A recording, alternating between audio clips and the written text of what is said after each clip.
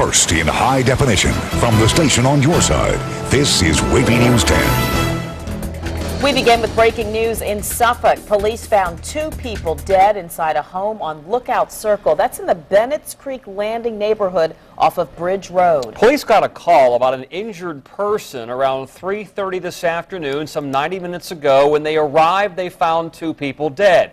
We have a crew on the way. We're going to update you as soon as we have more information.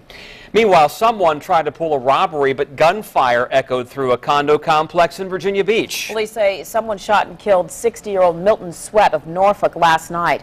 It happened at the Newport condominiums on Crow's Nest Court off of Baker Road. That's where we find 10 on your side's Ava Hurdle live tonight with the latest. Ava? Nicole, Beach police are looking for at least 4 suspects, but have very little information to go on at this time. A shots fired call around 10 last night bring out police, but they don't find a victim at first. A second call led them to a local hospital and a dying man. Police say 60-year-old Milton Sweat was fatally shot in the back, this off Crow's Nest Court. A meeting that took place between our victims and our suspects that somehow went bad. Somebody was shot. This was doing an attempt robbery. This in the Newport condominiums, where neighbors say the area is relatively peaceful. It's not that bad out here. At Christmas time, yeah, you got a lot of break-ins, but as far as a murder going down, this is the first I've seen.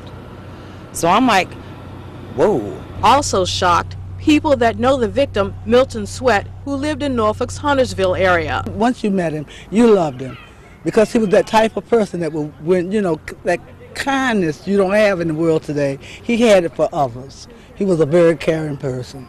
She and other friends can't understand how his life ended like this or why.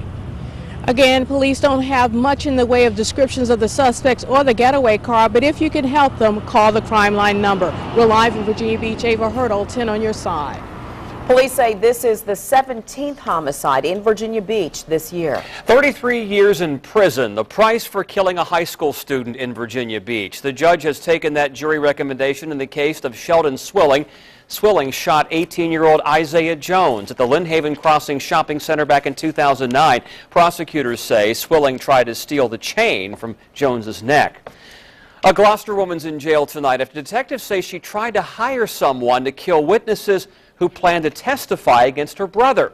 Investigators say this all happened several months ago when Becky West bought a gun and asked the person to kill the 5 witnesses. The person she approached recently told Gloucester sheriffs of West's plan, and deputies made the arrest. Meanwhile, her brother, Joseph Belvin, he's in jail, sentenced to 84 years after he broke into a Gloucester home and beat a couple with a hammer. A driver is facing charges after police say they hit a child headed to school. It happened this morning at the intersection of Princess Anne Road and Merrimack Avenue. We're told the 9-year-old girl will be okay. She was awake and alert when rescue crews took her to the hospital. Police charged the driver with failure to yield to a pedestrian.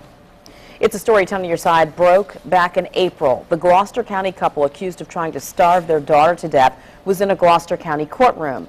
The judge found probable cause to send the felony child neglect case against Brian and Shannon Gore to a grand jury. The Gores are charged with keeping their daughter in a crib made into a cage. Prosecutors say they fed her through the slats of the crib and allowed her to sit for days in her own feces.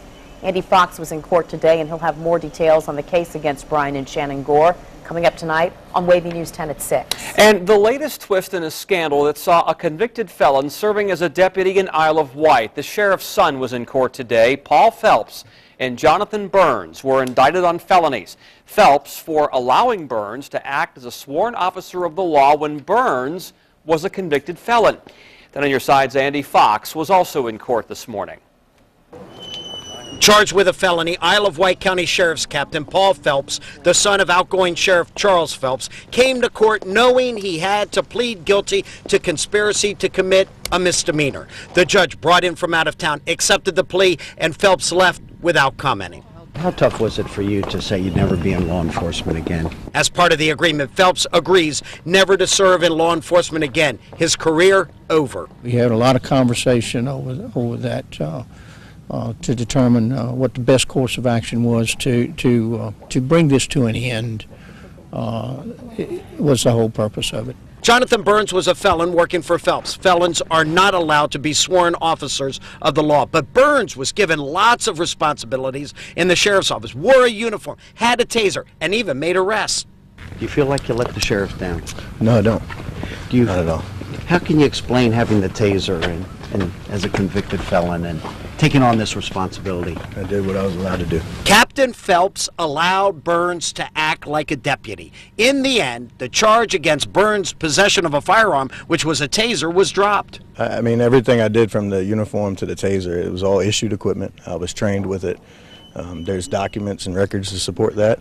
So I just told the truth. I pulled some time for something I ain't do. He should have got some time.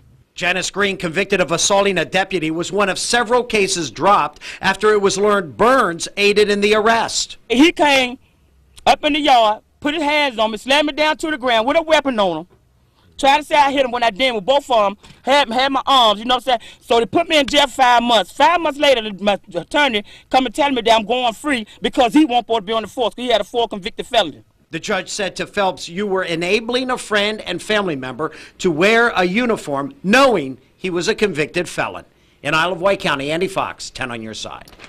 Burns also said Sheriff Phelps was aware he was acting as a deputy and that it was general knowledge he wore a uniform, carried a taser, and helped on the street. Fire forced Portsmouth residents out of their home this morning. When firefighters got to Avondale Road around 8 a.m., flames and black smoke poured from the back of the house there. It took crews about 30 minutes to put out the fire. No one was hurt. The cause is under investigation. Former Penn State assistant coach Jerry Sandusky appeared in a Pennsylvania courtroom this morning. Sandusky walked out of the courthouse just minutes after his pretrial hearing was called to order. Then your side's Jay Gray explains why we did not hear from Sandusky's accusers as expected. I'll be back and I'll give you all the... For now, the face-to-face showdown between Jerry Sandusky and his accusers will have to wait. We fully intend to put together the best possible defense that we can do. To stay the course, to fight for full court. We'll wait the opportunity to present our side. Sandusky and his attorneys left the Center County Courthouse this morning after a surprising last-minute decision to forego a scheduled pretrial hearing. We decided late last night that the better part of the tactical maneuver from our standpoint would be to waive today's proceeding. The move dramatically impacts the strategy on both sides of this high-profile case. In exchange for waiving the hearing, the defense says they were promised that prosecutors would not raise bail, would provide discovery information more quickly, and if there are any new charges, that Sandusky would be allowed to turn himself in. I think the Commonwealth has been out to get him in every way they've handled this case. I mean, look at what they've done. Look what they did last Wednesday. With arresting him, taking him out of his house in handcuffs. The decision also allowed Sandusky's legal team to keep the accusers' details of the alleged attacks out of the considerable media spotlight. All you would have heard would have been the Commonwealth's case, not our case, because today's not the time and place for us to present our defense. Prosecutors say the move is not a complete shock. Based on our readiness, the strength of the case, I'm not that surprised. It means now the alleged victims will have more time to prepare for what is sure to be very emotional, very stressful testimony. It avoids their having to testify for a second time. One thing both sides can agree on, the move is in no way an indication of any pretrial deal. No discussions regarding a plea bargain. Attorneys for several of the alleged victims spoke out today saying they are surprised by the move, but that their clients are ready and willing to speak out if and when they get that chance. In Bellefonte, Pennsylvania, Jay Gray, 10 on your side. Sandusky faces more than 50 counts of sex abuse, and arraignment is scheduled for January 11th. Chesapeake police looking for a man suspected of trying to lure a little boy into his car. Tonight at 5:30, we're live to tell you where it happened and who they are looking for. A child stopped in the street is hit by a car. See what happened before and after this accident. And several visitors to the zoo have been targeted by thieves. What the Norfolk Zoo says, the Virginia Zoo in Norfolk says you can do to keep from becoming a victim. And look at a beautiful sunset out there, but still a chilly day. Highs only into the low to mid 50s through most of the year. A little warmer inland. What's going to be for tomorrow? What about a warm up? We'll tell you about that too with our forecast in just a few minutes. You're watching WAVY News 10 at 5 with Tom Shad, Nicole Livas, and Super Doppler 10 Chief Meteorologist Don Slater.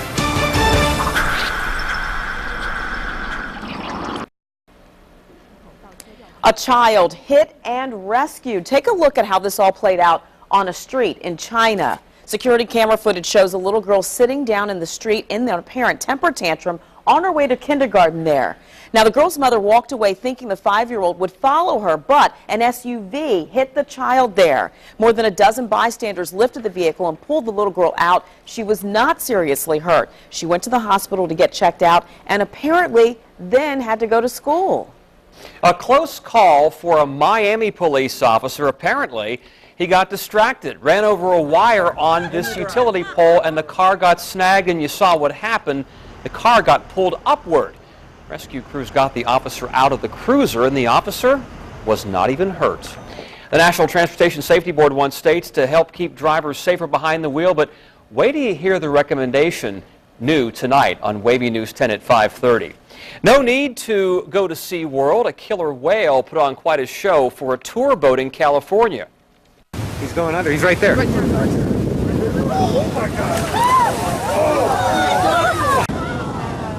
You saw it right. The whale swam right to and under the boat in the waters off Newport Beach Sunday. Other whales nearby jumped out of the water. Prescription drug dangers. Doctors say accidental overdoses involving kids are on the rise. What the government's doing to prevent them. And local zoo visitors get ready to head home and find out they've been victims of a crime. What's happening and what you can do to prevent the same thing from happening to you.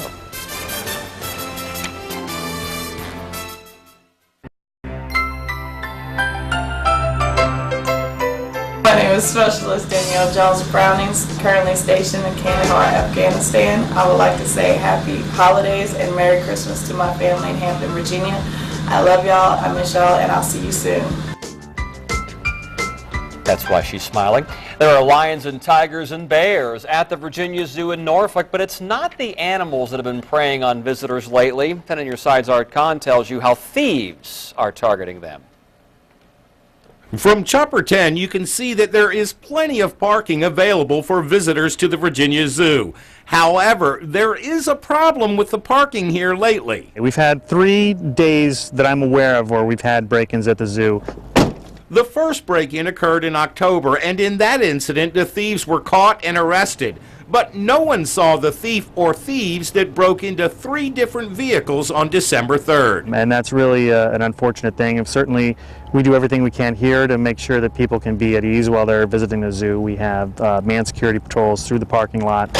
But that wasn't enough to stop whoever was responsible for stealing wrapped Christmas gifts and other presents from 2 cars and computer items from a 3rd vehicle. Zoo administrators say they plan to review their security policies and procedures, but also want to remind their visitors that security begins at home. We advise people that, not just at the zoo, but any public parking lot, when they're visiting, make sure their car is secure, and if they have any valuables, make sure they're either locked away in the glove compartment or the trunk, somewhere where they're not visible. One other thing to remember this time of year? Crime never takes a holiday, unfortunately. In Norfolk, Art Kahn, 10 on Your Side. At least one of the victims claims their car was locked and would like to see the zoo beef up security in that parking lot. Winter officially begins next week, but we're on your side helping you prepare your home for colder weather. Dominion Virginia Power says winterizing your home will help you keep comfortable and save you some money. Dominion says some of the important steps to prepare a house for winter include replacing or cleaning those air filters and having heating systems inspected, checking the ductwork, and sealing windows and doors with weather stripping or caulk. You'll find more suggestions on WAVY.com. Just go to the On Your Side tab. Now we want to go back to that breaking news in Suffolk. I believe Are we going to? We had Chopper 10 is on the way, and I think it is above right now. This is a home in Lookout Circle in the Bennett's Creek Landing neighborhood. It's off Bridge Road. They're getting a good look at it right there. A call came in around 3:30 of an injury, but they found a lot more. That's right. When police got there, they found 2 people dead in this home. Again, this is on Lookout Circle in Suffolk in the Bennett's Creek Landing neighborhood off of Bridge Road there. You see this neighborhood. Chopper 10's giving us a pretty good look where there are fairly large homes there. pretty spread out neighborhood. And there's crime tape around Yeah. that home and several police cruisers there. So at this point, we don't have much information to go on, but we can see an active investigation is unfolding here in Suffolk. And we will keep you posted here on the air and online at wavy.com. And now let's talk about the weather. Yeah, it's we're starting to feel a little December-ish, would you say? Yeah, we certainly are, and it's a little cool today. Even But though the we had sun was sunshine. warming things Yeah, up, I it's think. nice, It actually. warmed up a little bit inland today. It was around 57 inland, but most areas a little close to the water. We're only around 52 to 54 degrees. So again, still a little on the cool side, but we've got some warmer weather coming on up. Skies are clear as a bell, or mostly clear across the area right now, and they're going to remain that way overnight, but we are going to see some of this cloud cover drop on in during the day tomorrow, and some major ups and downs in the forecast. It's obviously down now, and it'll stay down tomorrow, but it's going to be way up coming up on Thursday. So again, cloud cover moving in. How about this rain? Nah, not for a while. It'll take a while for that rain to get anywhere near our area.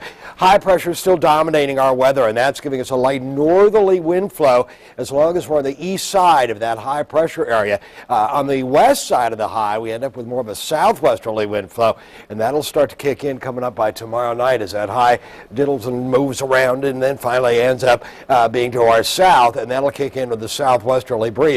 But still by Thursday, no rainfall into the region. I think by late in the evening hours, really on Friday, we'll start to see some rainfall move on in. Here's what's going on again. Major ups and downs in the temperatures. As far as cloud cover, nope, not seeing much at all in the way of cloud cover for right now. But I think we'll start to see that move in really even by dawn. There's where things are by 7 o'clock. A few clouds into the area. 10-mile-an-hour winds. Take you through the day tomorrow. 5 to 10-mile-an-hour winds at the noon hour tomorrow, and by the end of the day, a northwest wind, but becoming more south to southwesterly overnight and into Thursday morning. Good sign, because things are going to warm on up coming up for Thursday. Those are our Thursday morning 10 to 15-mile-an-hour winds, 10 to 20-mile-an-hour. Nice breezes blowing in by Thursday at the noon hour, and that'll last into the first part of the afternoon in terms of being a little breezy, and it's going to warm things up significantly. A few clouds move in at the end of the day, but again, I think it'll be later on in the evening before we start to see that rainfall move on into the area. In fact, it'll be late really on Friday before we start to see that rainfall move on into the area. Beautiful, beautiful evening. A little on the cool side, obviously. You can see that plane moving on through on the horizon there. Mostly clear skies right now. Temperatures mid to upper 40s into the area. Our low last night at Norfolk was 44. High today 52 degrees in Norfolk, but some inland areas, as I mentioned, Chesapeake and Suffolk warmed on up to around 57 degrees. A little bit earlier on, but right now temperatures relatively uniform, basically around 45 to 50, a little warmer in Suffolk with 52 degrees. Last night's lows again around 30 way inland, 37, 45, 44 degrees, a little bit closer to the water's edge. And overnight, I think most of us are really going to drop on down overnight. 32, 34, 31, 33, 36, 37, a little bit closer to the water. For the peninsula, 31 to 34, middle peninsula, northern neck, eastern shore, into the low 30s. Mostly clear skies overnight. We are going to see some cloud cover move in during the day tomorrow around 55, 67 on Thursday. Little cloud cover later in the day. There's a chance of rain really that begins on Friday during the nighttime hours. That'll last into early Saturday. Saturday a high of only 48, Sunday 51, and then back up there a bit for Monday and Tuesday. Holiday decorations cause lots of cheer, but sometimes they cause injuries when you put them up. But we're on your side with tips to avoid the pain and make these holidays truly happy. And safety violations in Head Start centers across the nation. Tonight at 5:30, find out what officials found and if any local centers failed the inspection.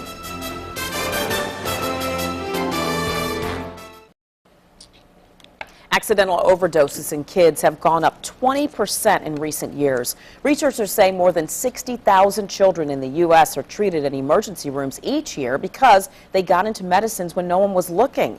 Risk may increase during the holidays when visitors leave coats, purses, or suitcases with medicines where young children can reach them. The goal of the government's new Up and Away and Out of Sight campaign is to prevent accidental overdoses. The CDC encourages parents to put all medications out of sight and out of reach and ask house guests to do the same. Also, make sure you have the safety cap click. Make sure you hear it click when you are done with the bottle. Well, 'tis the season to give and receive. And sometimes it's the season for emergency room trips for holiday decorating injuries. The Consumer Product Safety Commission says injuries involving falls from ladders while stringing lights, cuts from broken glass ornaments, and other decorating activities are on the rise. The government estimates more than 13,000 people were treated in emergency rooms for injuries like those last November and December. But we're on your side with some safety tips. The CPSC says make sure you have a fresh green tree when buying a live one with needles that are hard to pull from the branches. When buying an artificial tree, look for that fire-resistant label. Make sure the lights you buy have been tested for safety and that there aren't any broken or cracked sockets or frayed wires. And do not burn wrapping paper in the fireplace. That could cause a flash fire. New Facebook changes. We'll tell you how the social networking site is working to help prevent suicide. And we continue to follow breaking news in Suffolk. Chopper 10 is over the scene where police found 2 bodies. An update coming up at 5:30.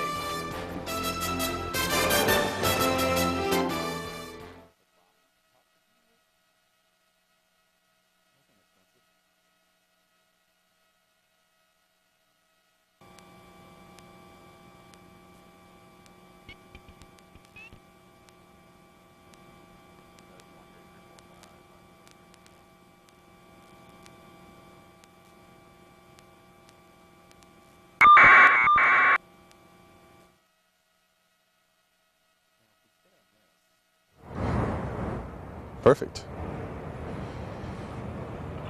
Hey Matt, test. Matt, can you hook me up? Testing 1 2 3. Test. We're good.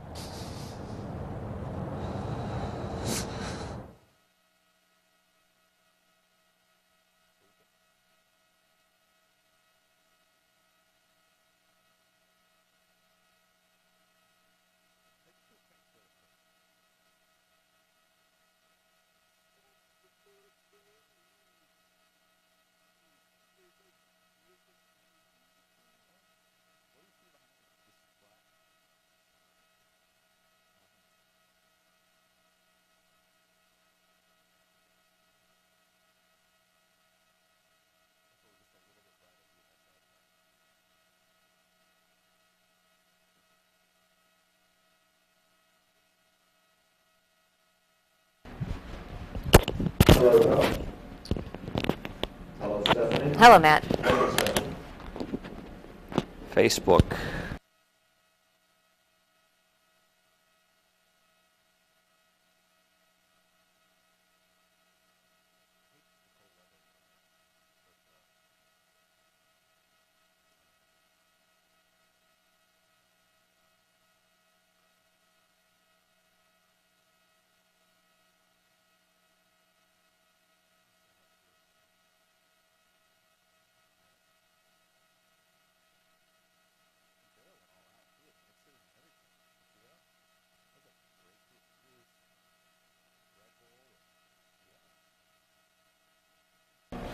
Dark side of social networking here. Facebook is helping people who express suicidal thoughts on their networking site.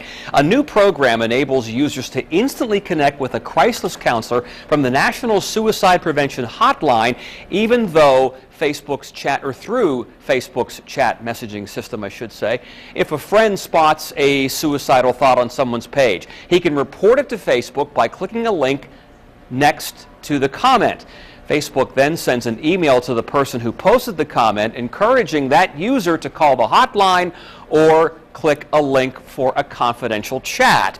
This is the latest tool aimed at improving site safety. Earlier this year, Facebook announced changes on how users report bullying, offensive content, and fake profiles. Stay with us. WAVY News 10 at 5:30 starts right now.